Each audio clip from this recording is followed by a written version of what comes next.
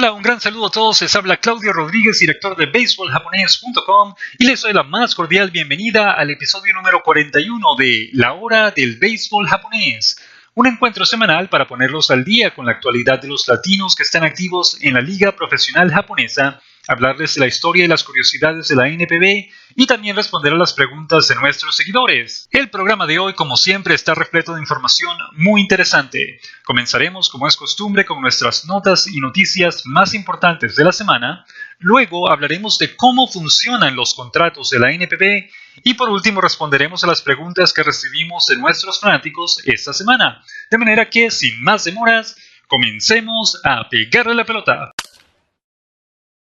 La primera nota que queremos tocar esta semana es la del venezolano Alex Ramírez, que esta mañana, esto fue hoy domingo 6 de noviembre del año 2016, surgió la noticia de que un portal japonés llamado DOT, que pertenece a la corporación Asahi,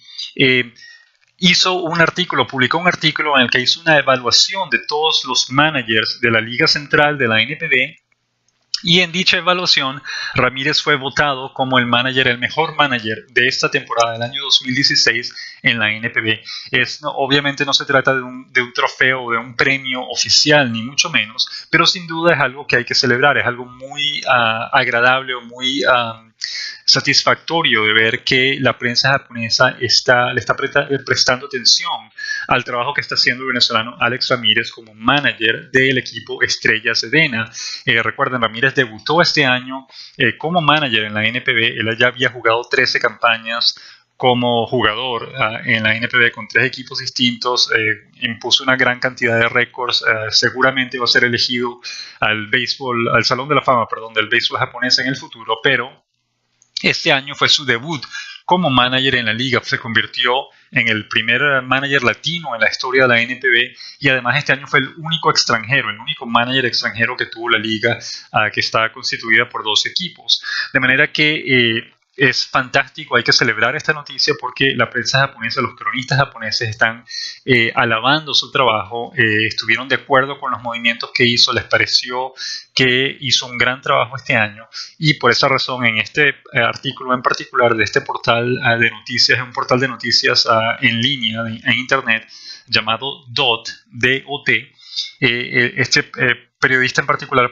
hizo una evaluación de los 6 managers de la Liga Central y escogió a Alex Ramírez como el mejor de todos ellos. El razonamiento que expresó el periodista fue que no habían en principio muchas expectativas en relación a lo que pudiera hacer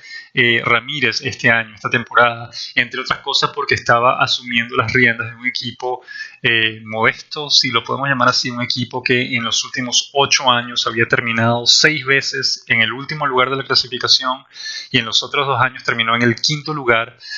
Nunca había tenido chance en ese periodo de clasificar a la postemporada y en apenas su primer año como manager, Ramírez logró darle la vuelta a la historia, logró cambiar la mentalidad de los jugadores y del equipo en general y logró clasificar al equipo a la postemporada. Quedó en el 3er lugar de la tabla, ese es el último puesto que da acceso a la postemporada y ese fue el primer viaje, la primera clasificación a la postemporada del equipo en toda su historia. De manera que obviamente fue una temporada bastante exitosa, no solo eso, sino que cuando llegó a la postemporada, cuando llegó a los playoffs, en la primera ronda se enfrentó a los todopoderosos Gigantes de Yomiuri y logró derrotar a Yomiuri, logró ganar esa primera serie, eliminar a Yomiuri de la postemporada y después avanzar a la ronda final en la que se enfrentó a los Carpas de Hiroshima. Lamentablemente esa ronda no la pudo ganar, terminó perdiendo, pero en general pues todos los cronistas, todos los periodistas japoneses alabaron el trabajo de Ramírez porque con muy pocas herramientas logró armar un equipo competitivo, logró mentalizarlos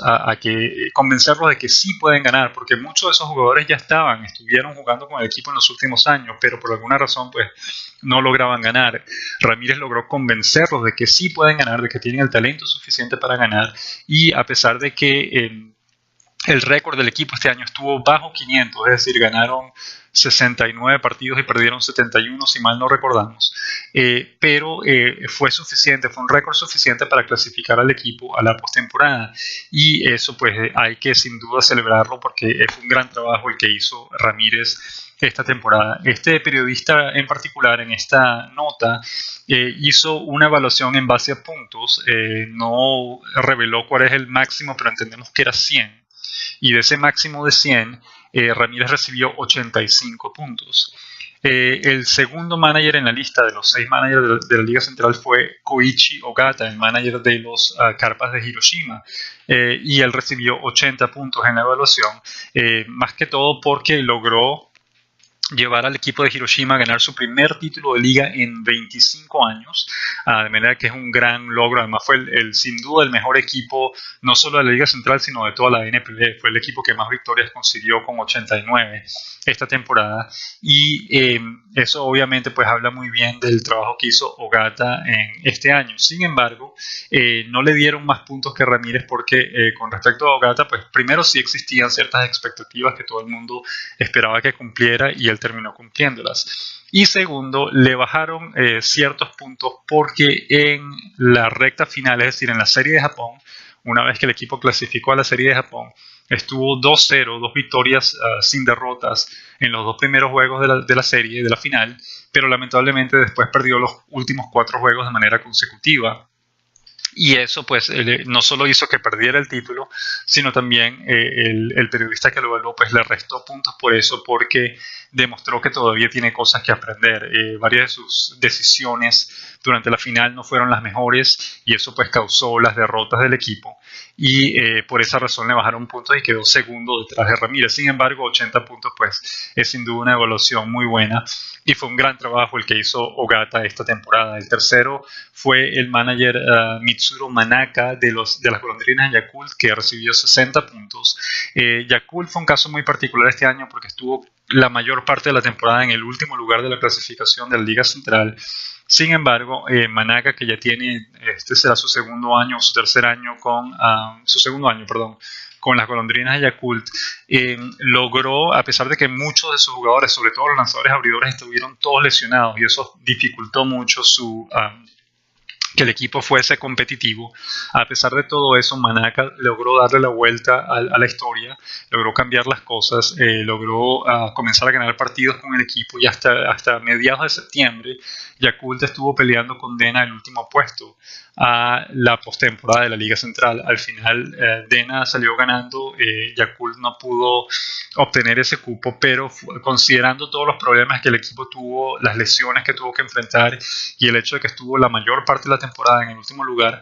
pues sin duda fue un gran trabajo el de Manaka de casi clasificar al equipo de la postemporada este año. El cuarto lugar fue para Yoshinobu Takahashi, el manager de los Gigantes de Yomiuri, que debutó este año, al igual que Ramírez, en su primera temporada como manager. En este caso, Takahashi recibió 50 puntos. Primero porque arrancó muy bien, el equipo le fue muy bien y parecía tener un ritmo ganador esta temporada, pero lamentablemente eso no lo pudo mantener. El equipo terminó perdiendo y no lució muy bien en la recta final de la temporada, aunque a pesar de todo eso el equipo todavía quedó segundo y clasificó a la postemporada, de manera que es básicamente 50% lo que le están dando. Por una parte estuvo bien, logró lo que más o menos se esperaba de él, pero por otra parte demostró que todavía tiene mucho que aprender como manager. Esa es la razón por la cual están dando 50 puntos. El quinto lugar fue para Tomoaki Kanemoto, el nuevo manager también de los Tigres de Hanshin. Su primer año como manager, una leyenda como jugador Kanemoto, pero como manager pues no, comenzó muy bien, el equipo estuvo ganando en el primer mes y lució muy fuerte, pero a partir de ahí pues Kanemoto demostró que todavía tiene muchas cosas que aprender, es todavía un novato en términos de ser manager, y pues no lució muy bien manejando a sus jugadores, y esa es la razón por la que al final el equipo quedó eliminado, no pudo clasificar a la postemporada. Y el último lugar se le da a Motonobu Tanishige, el manager de los Dragones de Chunichi, en principio porque el equipo pues quedó en el último lugar esta temporada, no lució nada bien, y también porque al final Tanishige fue despedido, no pudo ni siquiera terminar la temporada. La gerencia del equipo decidió dejarlo en libertad a principios de agosto porque consideraba que su trabajo pues no fue el mejor esta temporada, aunque para ser justos no se puede darle toda la culpa a Tanishige. Hubo realmente varios problemas internos dentro del club que no solo fueron culpa de él, sino fueron culpa también de la gerencia, y esa fue la razón por la cual el equipo pues no no pareció coordinado sobre el terreno, no tuvo en general una buena temporada y pues esa es la razón por la que al final dejaron en libertad a Tanishige o lo despidieron de su puesto a principios de agosto, de manera que Tanishige terminó con 35 puntos y fue el último de la lista en esta evaluación de managers que hizo el portal de noticias DOT. De manera que felicidades nuevamente a Alex Ramírez por esa gran temporada, una temporada histórica que ha tenido y por este reconocimiento que si bien no es oficial, que si bien no representa un premio para él, pues sin duda es una confirmación del buen trabajo que hizo esta temporada con las Estrellas de DeNA.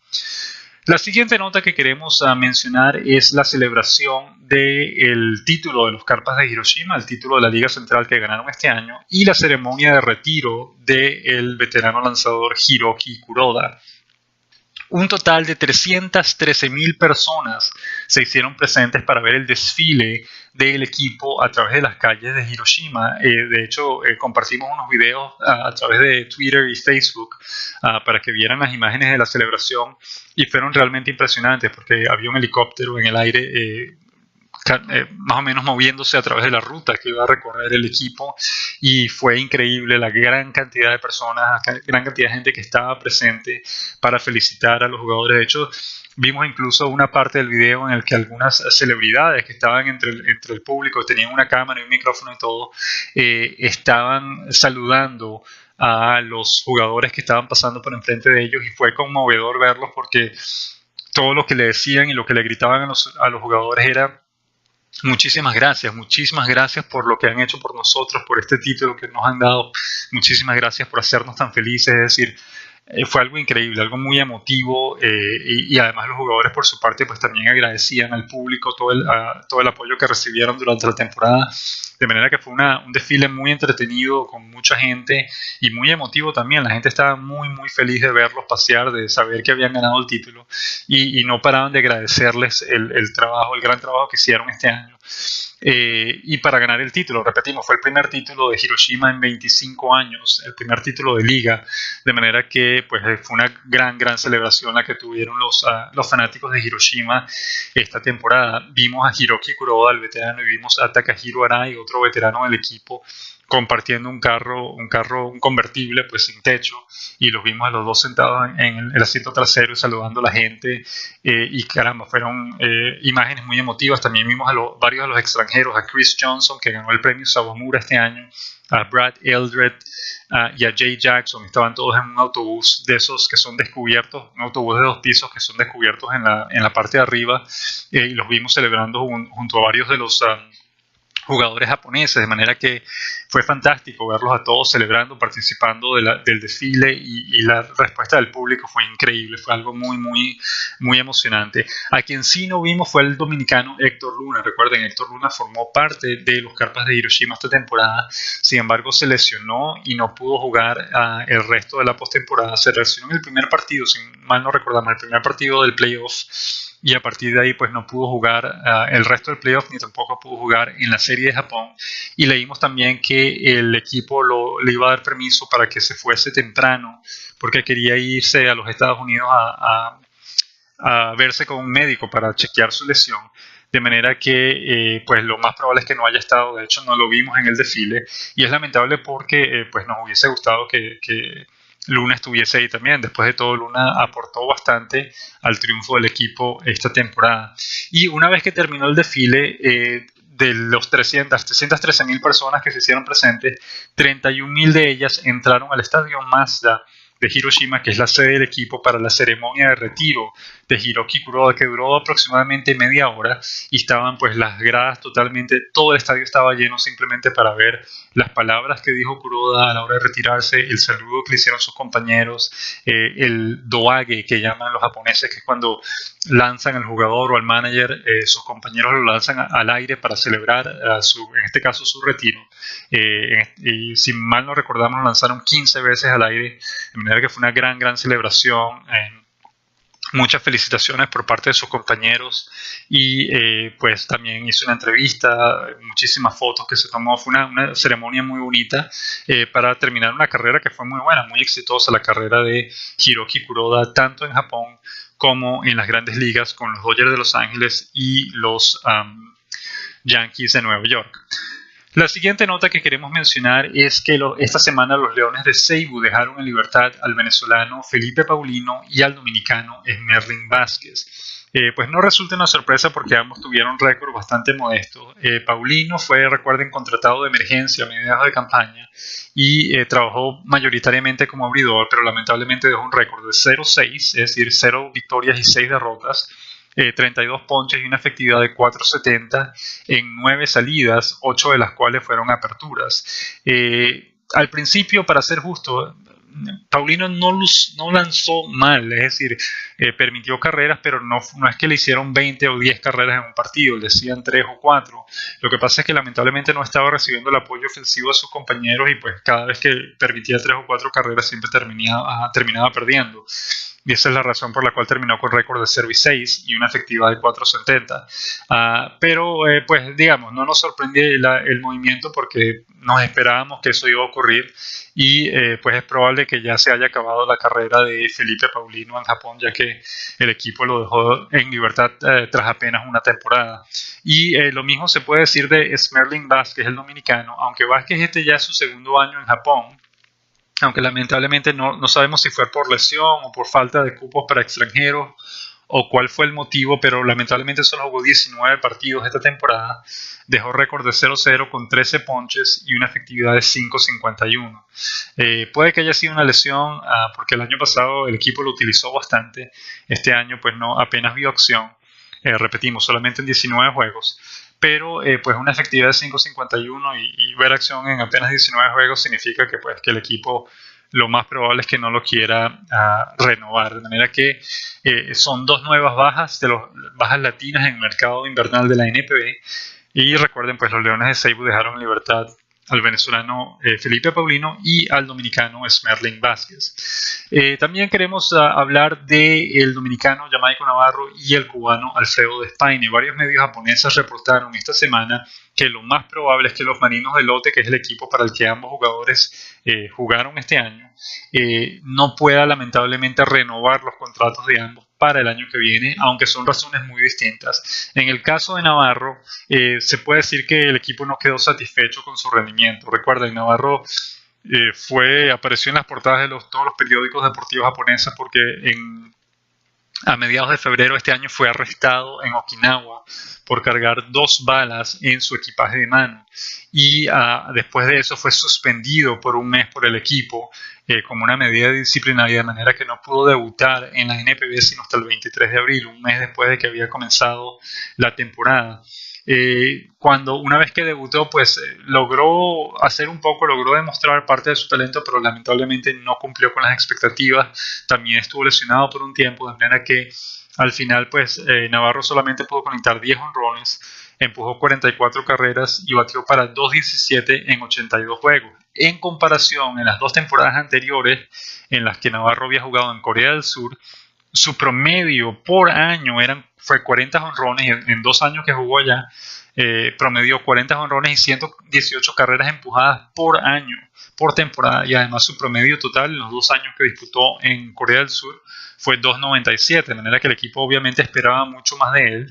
y pues no quedó del todo satisfecho. Ahora, la decisión de dejarlo ir no ha sido tomada todavía. El equipo lo que está haciendo es activamente buscando un reemplazo para él en el mercado internacional, es decir, un jugador foráneo de poder, un bateador de poder que pueda ayudar al equipo a hacer el trabajo, y una vez que lo consigan, entonces en ese momento lo más probable es que ya dejen en libertad de una vez al dominicano Navarro. Ahora, el caso de Despaigne es totalmente distinto. Despaigne este año, de hecho, tuvo la mejor temporada de su carrera en la NPB, conectó 24 jonrones, empujó 92 carreras y batió para 2.80 en 134 juegos.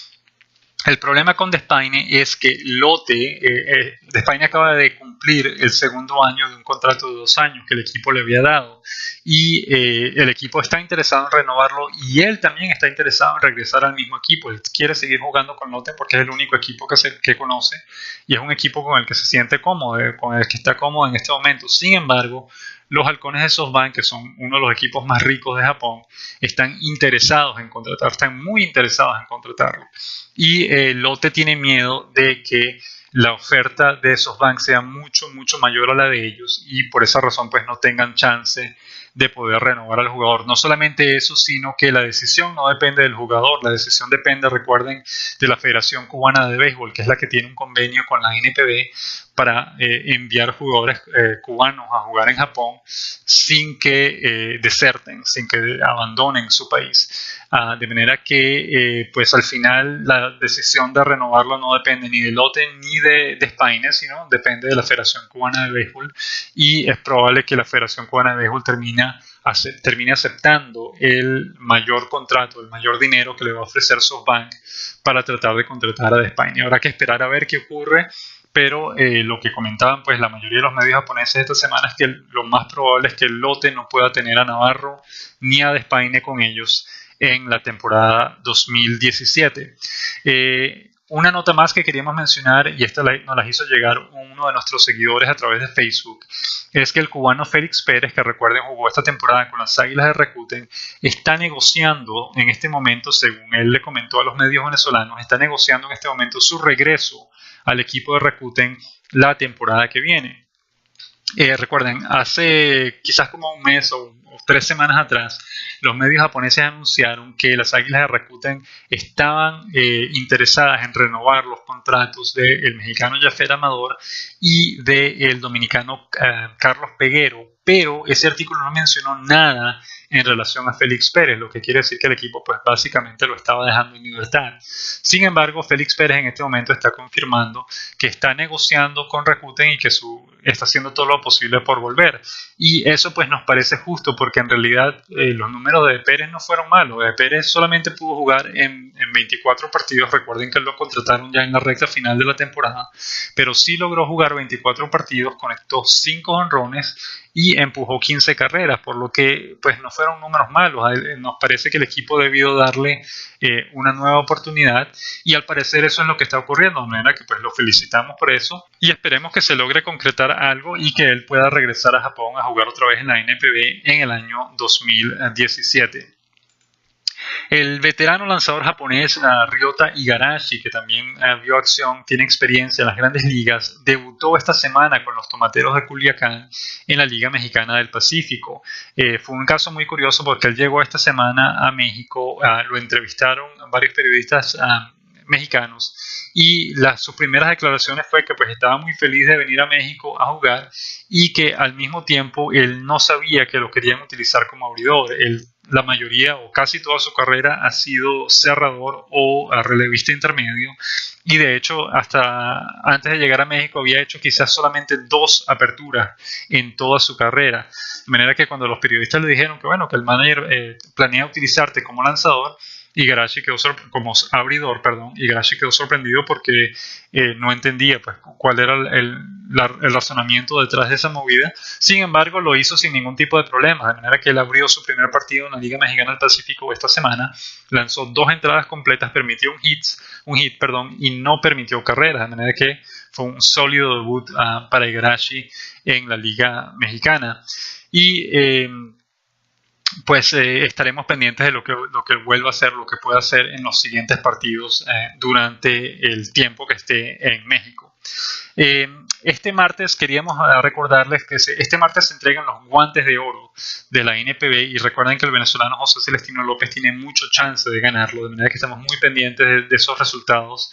para Dios mediante pues celebrar el que sería ya su segundo guante de oro en la NPB. Recuerden, él ganó el primero en el año 2013, que fue su debut en la NPB con los Gigantes de Yomiuri. Esa temporada ya había ganado un guante de oro y si lo gana este martes en 2 días, si lo anuncian como uno de los ganadores, pues estará acumulando su segundo guante de oro desde que llegó a Japón, de manera que estén muy pendientes de eso. Y recuerden también que esta semana es que se juegan los partidos amistosos entre México y Japón como calentamiento, como preparativos para el Clásico Mundial de Béisbol que se disputará en marzo. El primer juego será este jueves 10 de noviembre y el juego siguiente será el viernes 11 de noviembre y ambos partidos se van a disputar en el Tokyo Dome. Ahora, Japón está yendo con sus mejores jugadores, lo único que nos tienen incluidos son los jugadores que están en las grandes ligas y algunos que están lesionados. Y México está también llevando sus mejores jugadores disponibles, en los que están incluidos Jafet Amador, que jugó este año con las Águilas de Rakuten, y Agustín Murillo, que casualmente jugó el año pasado con las Águilas de Rakuten. De manera que le estaremos haciendo cobertura a esos partidos y pues estén pendientes para que lean los resultados y la información respectiva de cada partido en nuestra página baseballjapones.com el jueves y el viernes de esta semana. Pasemos entonces a la siguiente sección de nuestro programa, las noticias de la semana.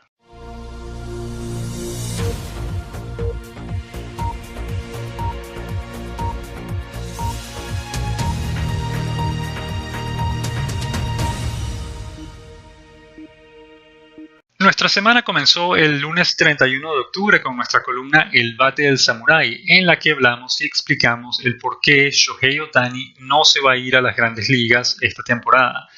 Recuerden, Shohei Ohtani todavía no es agente libre y la única manera que tiene para poder irse a las grandes ligas es que él le pida a su equipo que lo coloque a la venta a través del sistema de traspasos y que el equipo acceda a su solicitud y proceda a colocarlo a la venta a los equipos de las grandes ligas que lo deseen contratar. Ahora, hubo un periodista norteamericano de la cadena CBS, la famosa cadena deportiva CBS, que escribió un artículo un artículo que criticamos en nuestra columna porque realmente demuestra un desconocimiento total y absoluto de cómo se manejan las cosas en el béisbol japonés. Ese periodista decía que Ohtani se iría a las grandes ligas por el dinero, porque ganaría más dinero allá, cosa que sería cierto, pero tienen que considerar que Ohtani, de haber querido ganar más dinero, él se hubiese ido directamente a las grandes ligas antes de convertirse en profesional en Japón. Él tuvo la oportunidad de hacerlo y al final decidió no hacerlo porque prefirió quedarse en Japón y comenzar su carrera ahí. De manera que no creemos que haya sido por el dinero que él esté planeando irse a las grandes ligas. Y al mismo tiempo el periodista indicaba que su equipo Nippon Ham lo vendería porque los 20 millones que puede recibir por él es bastante dinero en Japón.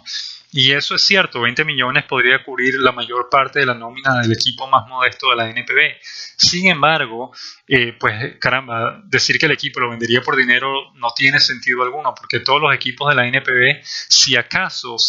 de ellos dependieran, nunca venderían a sus jugadores. Ellos preferirían quedarse con sus jugadores hasta que cada uno de ellos se retirase. Porque para ellos pues es una estrella, ellos prefieren mantener a Ohtani jugando con Nippon Ham porque es un muchacho que llama la atención, al que todo el mundo quiere ver, es un fenómeno, pues es una estrella y ellos prefieren, para el equipo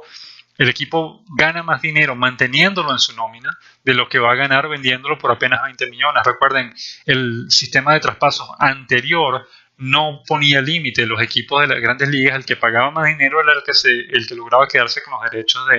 de negociación del jugador. Y recuerden lo que ocurrió con Daisuke Matsusaka y Yu Darvish. En ambos casos, los Medias Rojas de Boston y los Vigilantes de Texas, que fueron los equipos que firmaron a esos dos jugadores, pagaron 51 millones de dólares solamente por negociar con el jugador. Imagínense si ese sistema todavía estuviese activo. El momento de vender a Ohtani a las grandes ligas, los clubes es probable que estuviesen pagando 75 millones de dólares o algo así, solamente por negociar con él. El contrato sería aparte. Pero si Darvish y Matsusaka inspiraron o causaron una venta de un traspaso de 51 millones de dólares, imagínense lo que haría Ohtani, que no solamente es un buen pitcher, sino además un gran bateador, y lo demostró esta temporada. De manera que, repetimos, Shohei Ohtani se va a ir a las grandes ligas, de eso no cabe duda, porque él ya lo mencionó, antes de comenzar en Japón, él ya había manifestado que ese era su deseo.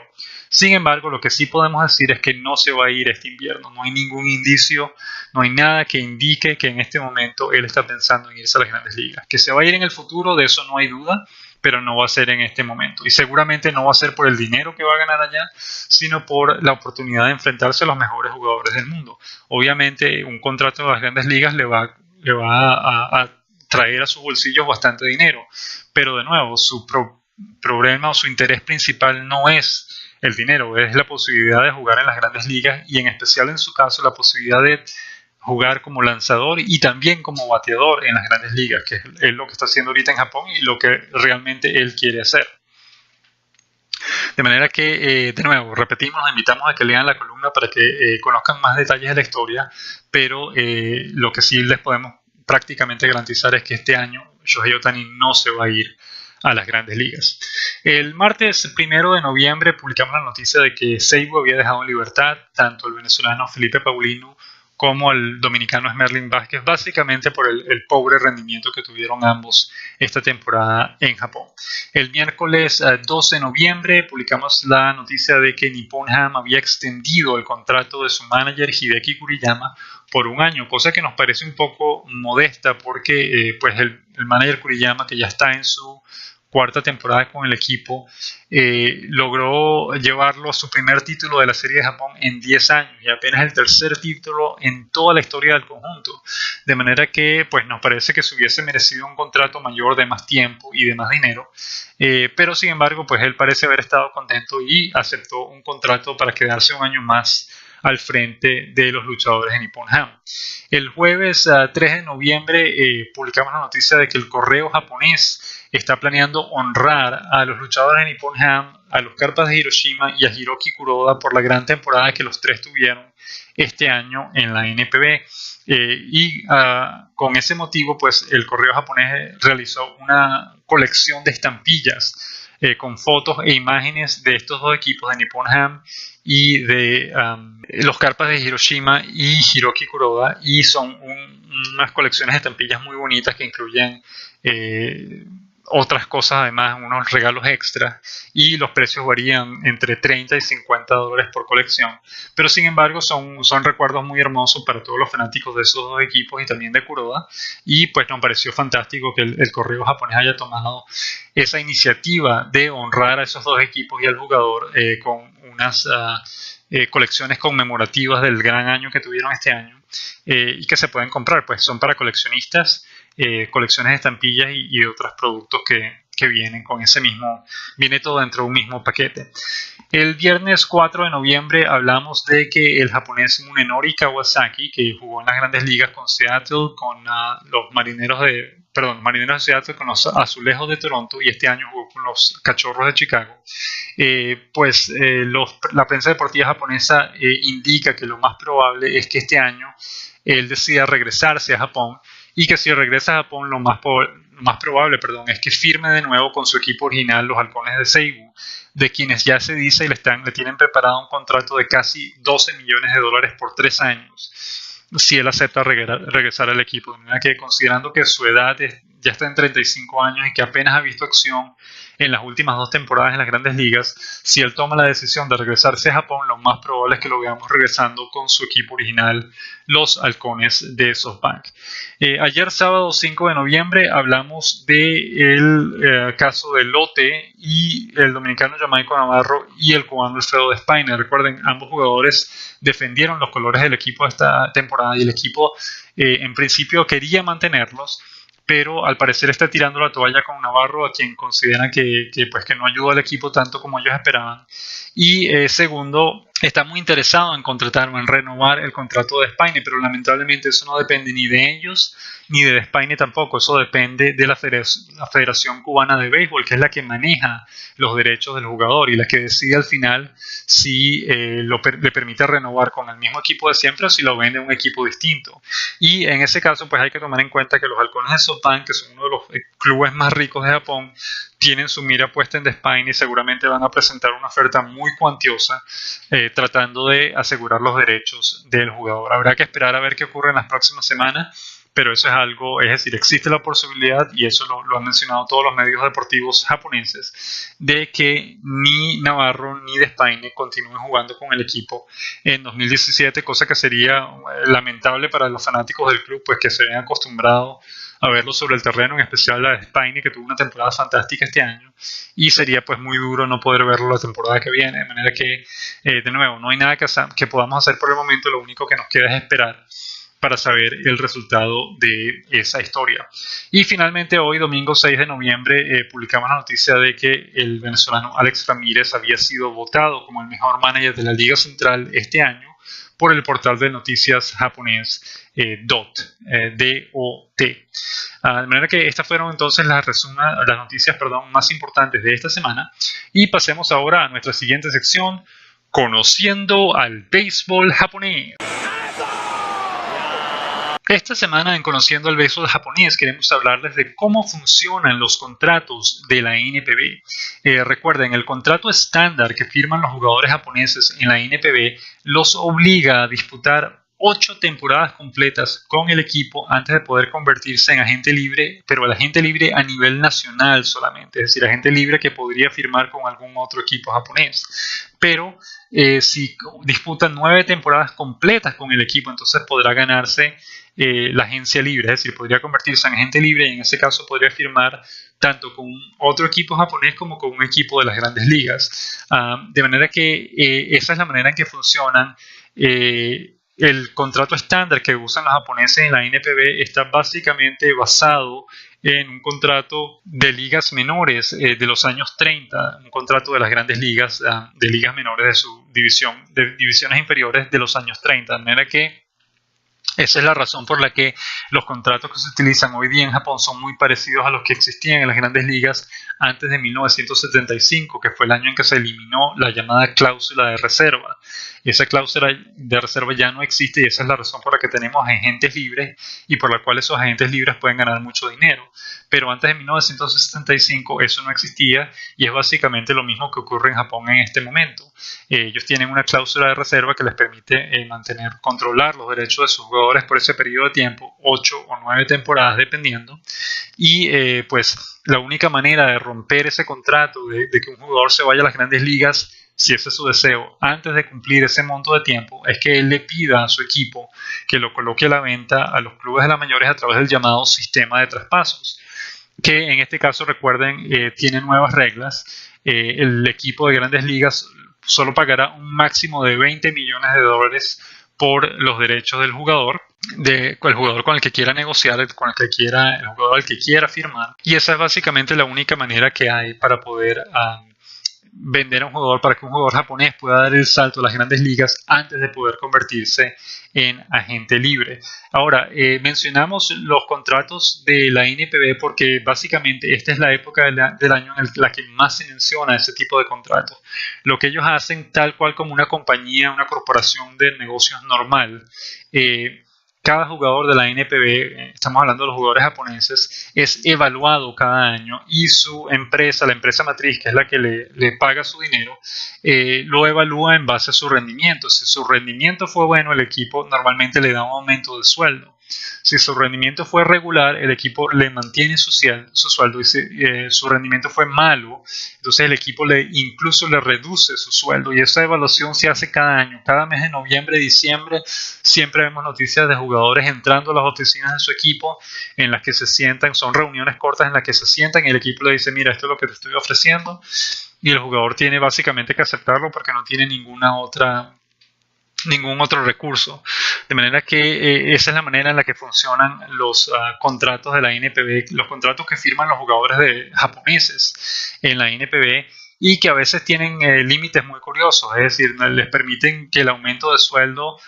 no sea superior al de 200% o algo así. Y algo similar ocurre en el caso de que se le reducen el sueldo. Existe un límite en el cual no se puede reducir el sueldo por más de un porcentaje particular. Eso se refiere, pues, esa regla fue instaurada precisamente para proteger a los jugadores, para que no sufran una baja de sueldo que sea demasiado dura para su salario. Obviamente a nadie le gustaría que uno esté ganando, digamos, $1 millón al año y de repente le reduzcan el sueldo a solamente $50,000 por año. Debe existir algún tipo de protección para el jugador. Ahora, cuando un jugador va a renovar su contrato con el club, si el jugador no está de acuerdo con la oferta que le están haciendo, ya sea de aumento de sueldo o que le estén manteniendo el sueldo igual o que se lo estén bajando, existe la figura del arbitraje. El jugador puede ir y solicitar un arbitraje para que una tercera parte que sea neutral entre ambas partes pues evalúe su solicitud y considere si está de acuerdo o no con lo que el jugador está solicitando, y si esa tercera parte vota a favor del jugador, entonces el equipo tiene la obligación de cumplir sus requerimientos, ya sea, normalmente esto se refiere a que el equipo le suba el sueldo o que le dé un aumento superior al que el equipo ya estaba ofreciendo. De manera que pues esa es la manera en que funcionan los contratos estándar de la NPB, los contratos que firman los jugadores japoneses. Ahora, una vez que se convierten en agentes libres, entonces los nuevos contratos que firman los jugadores japoneses son similares a los contratos de las grandes ligas. Son contratos por 2 o 3 o 4 años con un monto de dinero específico que le garantiza al jugador trabajo con el equipo por 3 o 4 años más, o si se mudó a un equipo nuevo, entonces pues ese contrato le está garantizando salario por 3 o 4 años más, o sea cual sea el monto de tiempo por el cual deseen firmarlo. Ahora, los contratos para los jugadores extranjeros pues ocurre lo mismo, son contratos similares a los de las grandes ligas, son contratos normalmente por un año, ese es el contrato más común, es solamente un año que se le da a los jugadores que están llegando a Japón por primera vez, y tiene que ver con la incertidumbre, pues hay que ver primero qué tal le va a este jugador, y si le va bien, por lo general le dan un aumento y le ofrecen más años de contrato. Y si no, pues normalmente lo dejan en libertad. Pero el contrato más común para los extranjeros en la NPB es un contrato de un año nada más. A los jugadores que ya han jugado en la liga y han demostrado que les puede ir bien, normalmente les dan contratos por 2 años, y en muy raras excepciones le dan contratos por 3 años o más. Esta temporada, de hecho, tuvimos 2 casos similares. Fue el venezolano Ernesto Mejía, sí, que renovó por 3 años más y por $15 millones con los Leones de Seibu, es decir, 5 millones por año, además con bonos por rendimiento que podrían ascender ese sueldo a 6 millones por año. Y también lo vimos con el lanzador norteamericano de los Carpas de Hiroshima, Chris Johnson, que este año también recibió una extensión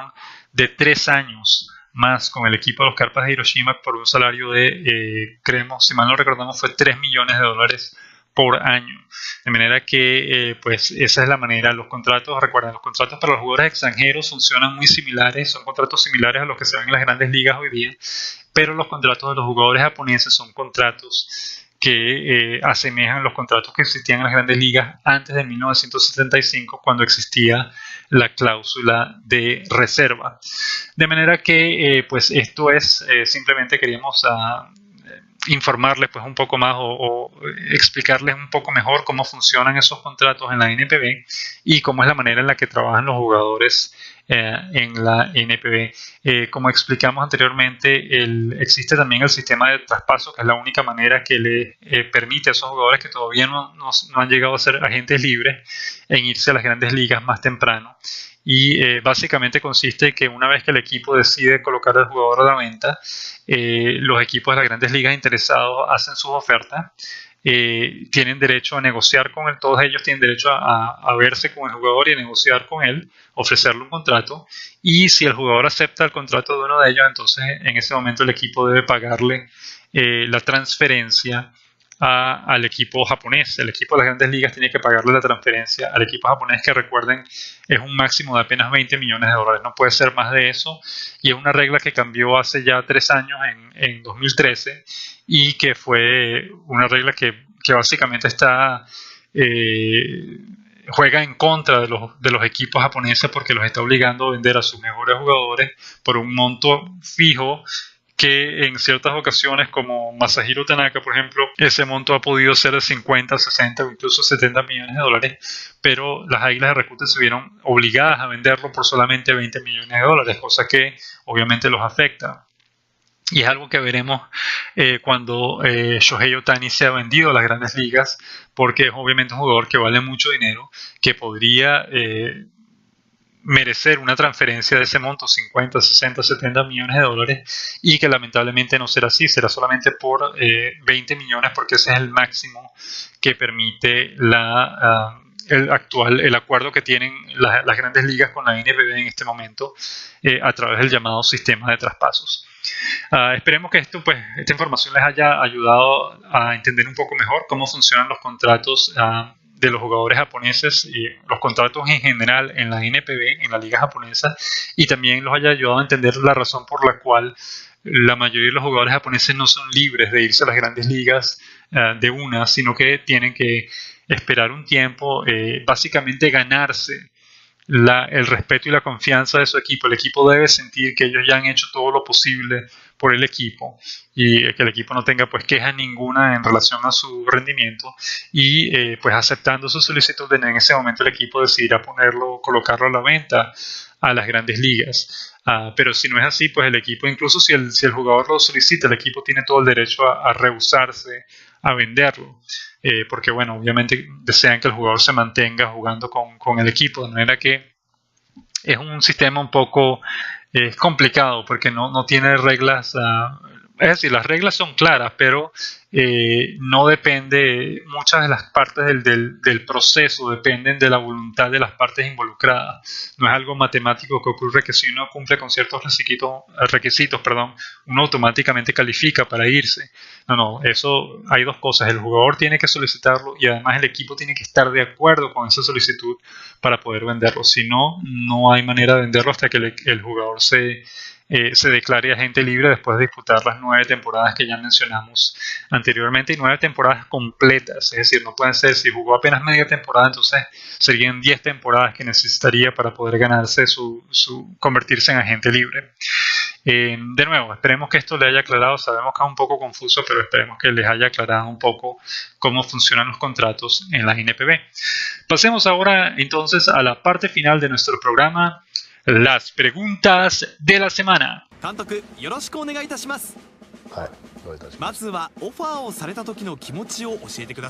Esta semana tuvimos o recibimos pocas preguntas comparadas a la gran cantidad de preguntas y comentarios que siempre recibimos, pero sin embargo fueron preguntas muy interesantes que procederemos pues a responder con mucho gusto. La primera de ellas nos llega de la cuenta Nereo123 vía Twitter y nos pregunta: ¿dónde juega Hanshin cuando se juegan los torneos de Koshien? Es una buena pregunta. Recuerden, los torneos colegiales, es un mismo torneo que se celebra en dos ediciones, una edición de primavera y una edición de verano. Ambos torneos se celebran en el estadio Koshien, que es el estadio sede de los Tigres de Hanshin, que queda en una pequeña ciudad llamada Nishinomiya, que está ubicada entre Kobe y Osaka, en el sureste de Japón, o el suroeste de Japón, perdón. Cada vez que se celebra este torneo, son torneos que duran 3 semanas, y esas 3 semanas los Tigres de Hanshin no pueden utilizar el estadio Koshien para jugar, porque el torneo se está celebrando ahí en ese momento. Esas 3 semanas, normalmente Hanshin juega la mayoría de sus partidos como visitante, pero una o dos series sí las juega como local, y cuando esas series las juega como local, normalmente utiliza el Kyocera Dome de Osaka, que es el domo de Osaka, es el estadio sede de los Búfalos de Orix, y es muy cercano, queda muy cercano al estadio Koshien, de manera que todos los fanáticos que normalmente pueden ir a Koshien a ver al equipo jugar ahí, pues pueden igualmente ir al Kyocera Dome de Osaka a ver el juego, porque no queda muy lejos. De manera que ese es el estadio predilecto para Hanshin, para jugar como local cuando se están disputando los torneos de Koshien. Sin embargo, repetimos, como ya dijimos, Nereo, la mayoría de los partidos que juegan los Tigres de Hanshin en ese periodo que están expulsados del estadio Koshien, la mayoría de esos partidos el equipo los juega como visitante, de manera que pues no pierdan mucho, no se pierdan mucho los partidos como local en su estadio, en su propio estadio.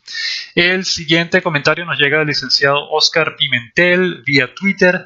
y nos pregunta: ¿ningún dominicano participó en la final? Se refiere a la final del béisbol japonés de este año, la serie de Japón. Licenciado, le respondemos que no. Héctor Luna, el dominicano Héctor Luna, formó parte de las carpas de Hiroshima, y en teoría o en principio hubiese podido jugar en la final, pero se lesionó durante los playoffs y lamentablemente no pudo ver acción. De hecho, va a estar de baja por 3 meses. De manera que Luna formó parte del equipo que llegó a la final de los Carpas de Hiroshima, pero por lesión no pudo participar, y eso fue ese era el único dominicano que hubiese tenido la oportunidad de participar en la final, pero no pudo, pues estuvo lesionado. El único latino que sí participó en la final fue el mexicano Luis Mendoza, el lanzador mexicano, que además le fue muy bien, tuvo un relevo muy emocionante en el quinto partido, que ayudó a Nippon Ham posteriormente a ganar el título de la serie de Japón. El siguiente comentario o pregunta nos llega de Mauricio Crasi vía Facebook, y nos dice: ¿cuáles jugadores japoneses podrían jugar en las grandes ligas el próximo año? Y me gustaría saber si Takahiro Norimoto podría hacerlo. En respuesta a tu pregunta, Mauricio, te podemos decir que de momento, en este momento, recordamos, estamos en el domingo 6 de noviembre, no existe ningún jugador japonés en particular que haya dicho que desea jugar en las grandes ligas y que desea dar el salto a las grandes ligas este invierno. Algunos de ellos están optando por utilizar declararse agentes libres, pero la mayoría de ellos lo están haciendo con el objetivo de tratar de cambiar de equipo dentro de Japón, pero no con el objetivo de irse a las grandes ligas. Es probable que alguno que otro de los jugadores japoneses intente irse a las grandes ligas durante el invierno, es decir, se declare agente libre y después contrate un agente para ver si consigue trabajo en las grandes ligas. Pero realmente aquellos que podrían hacerlo son jugadores que quizás puedan recibir alguna invitación para un sprint training en los Estados Unidos o algo así, pero no estamos hablando ni de Kenta Maeda, ni de Masahiro Tanaka, ni de Yu Darvish. Es decir, no hay ningún jugador espectacular que este invierno esté planeando irse a las grandes ligas. El único que llamaría ese tipo de atención sería Shohei Ohtani, pero como ya mencionamos, Shohei Ohtani ya ha dicho que no está interesado, o no planea, perdón, irse a las grandes ligas esta temporada o este invierno. Él ya ha dicho que sí desea irse a las grandes ligas y seguramente lo va a hacer en el futuro, pero no va a ser este invierno. De manera que en este momento no existe ningún jugador japonés que haya dicho que quiere irse a las grandes ligas. Y con respecto a Takahiro Norimoto, él todavía no es agente libre. Como mencionamos anteriormente, él tiene que disputar 9 temporadas completas con las Águilas de Rakuten para poder convertirse en agente libre internacional, y en este momento apenas tiene 4 temporadas, solamente ha disputado 4 temporadas con el equipo, de manera que todavía le faltarían 5 más antes de poder convertirse en agente libre, o él tendría que pedirle a su equipo que lo coloque a la venta, y para eso pues tendría que realmente tener una temporada absolutamente fantástica, una temporada de leyenda, para que el equipo quede convencido que él ya hizo todo lo que podía hacer por nosotros, y como cortesía pues lo vamos a dejar irse a las grandes ligas. Pero recuerden, todo eso depende del equipo. Si el equipo se niega a hacerlo, el jugador no tiene más remedio que quedarse jugando con ellos hasta que cumpla sus 9 temporadas respectivas para poder convertirse en agente libre y negociar con cualquier equipo de las grandes ligas que lo desee. Otra pregunta nos llega de John Altuve vía Facebook y nos dice: sería bueno que en el bate del Samurai hicieran una reseña acerca de que en las grandes ligas están llegando muchos jugadores de Corea del Sur, sobre todo bateadores que lo están haciendo muy bien, están conectando muchos honrones, y parece ser que en Japón está perdiendo terreno en las grandes ligas con respecto a los coreanos. Y pues, ¿qué quería John Altuve está preguntando que si podemos hablar de cómo se toman los japoneses este hecho de que los coreanos están teniendo más éxito que ellos en las grandes ligas en este momento. Este es un tema que ya hemos tocado anteriormente, John, pero básicamente se trata del hecho de que en Japón existe mucho énfasis en la pelota de fundamento, en el toque de bola, en el sencillo, en el robo de bases, en el bateo y corrido. Los japoneses no creen demasiado en los bateadores de poder. Ellos no quieren estar conectando jonrones todo el tiempo, sino quieren ganar los partidos por una carrera en cada caso, por un robo de base, por un toque de sacrificio, por un elevado de sacrificio, ese tipo de cosas. De manera que los japoneses hacen mucho énfasis en su picheo y en su defensa, pero no tanto en su bateo. Los mejores bateadores japoneses suelen ser bateadores del tipo Ichiro Suzuki, bateadores que conectan muchos sencillos y dobles, que son rápidos y que corren bien las bases, pero eso es todo, pues no son bateadores de jonrones. En este momento podemos decir que en Japón existen quizás eh, 4 sluggers, son 2 equipos que tienen, y de todos ellos quizás 4 podrían mencionarse como, podrían tener el estatus de sluggers, si los queremos llamar así, de bateadores de poder. El primero de ellos es Yoshitomo Tsutsugo, que lideró toda la temporada este año, toda la NPB en jonrones con 44. Tetsuto Yamada, el segunda base de las Golondrinas Yakult, que ha conectado muchos honrones y empujado muchas carreras. Shon Nakata, el cuarto bate de los luchadores de Nippon Ham, que también es un bateador de poder, si bien él nunca conecta un gran número de jonrones, conecta entre 10 y 20, es una cifra baja para lo que realmente haría normalmente un slugger, pero es un bateador de poder. Y al otro que podríamos incluir en esa lista sería probablemente Yuki Yanagita de los Halcones de SoftBank, que es un bateador de mucho poder, pero que además anota muchas carreras y batea por promedio. Sin embargo, en este momento está lesionado. Pero serían básicamente esos 4 los únicos sluggers. Esa es básicamente la razón por la cual no se van tanto a las grandes ligas, porque ellos saben que en las grandes ligas hay mucha competencia en ese aspecto, y ellos prefieren hacer mayor énfasis en la defensa, en el juego pequeño, en el toque de bola, en el bateo de corrido, en los extra bases más que en los honrones. Por el contrario, hemos escuchado que en Corea del Sur sí se le da más énfasis a los honrones. En Corea del Sur toman el béisbol de una manera muy cercana a la que se utiliza en los Estados Unidos, es decir, hacen mucho énfasis en el show, en los honrones que se conectan, mientras más largos mejores, y en los bateadores de poder.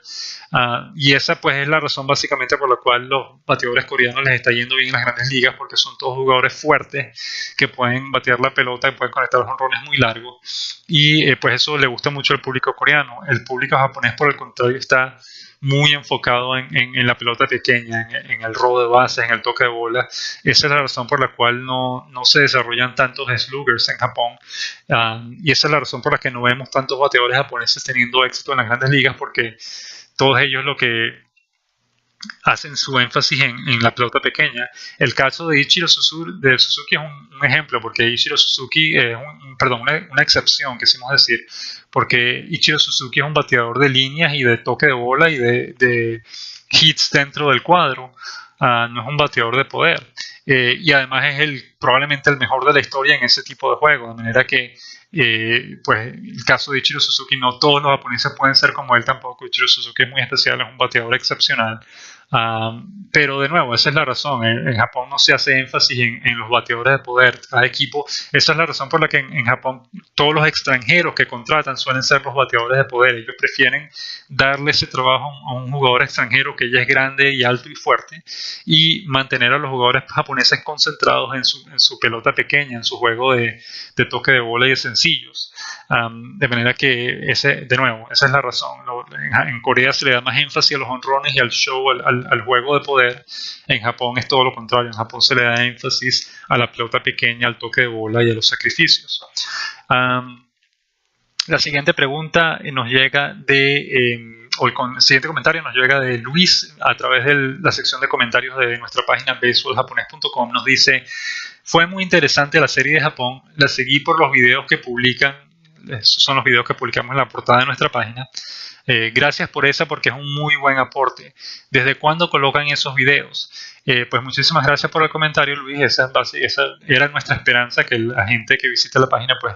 les guste esos videos y puedan conocer un poco más del béisbol japonés a través de esos videos. Esos videos los comenzamos a colocar a finales de julio de este año, y por supuesto continuaremos haciendo eso el año que viene, durante toda la temporada, de manera que pues los invitamos a que visiten nuestra página baseballjapones.com para ver todos esos videos. Finalmente nos llega una pregunta de Diego, también a través de la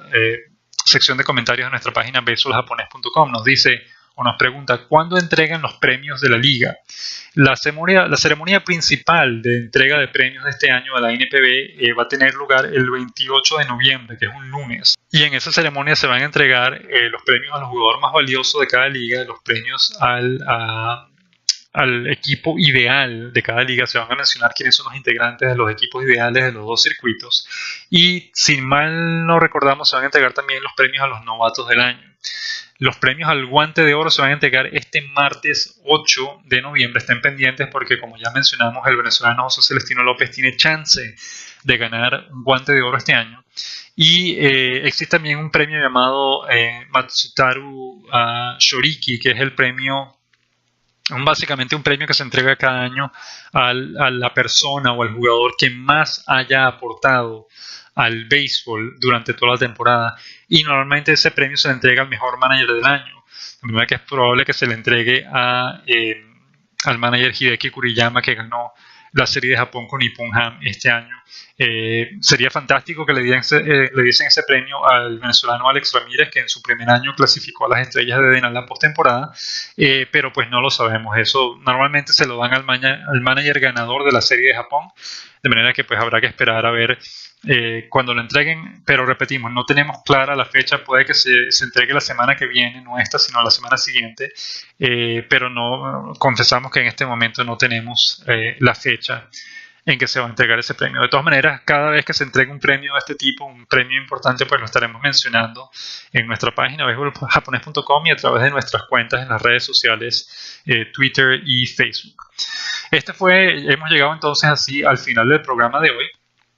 Queremos despedirnos como siempre con la canción de ánimo en este caso no de un jugador particular, sino una canción que cantan los fanáticos de los Marinos de Lote cada vez que el equipo anota una carrera. Una canción muy bonita, muy pegajosa, como es el caso con las canciones que le cantan a los distintos bateadores, pero queríamos presentárselas porque nos parece que es una canción muy bonita y muy interesante.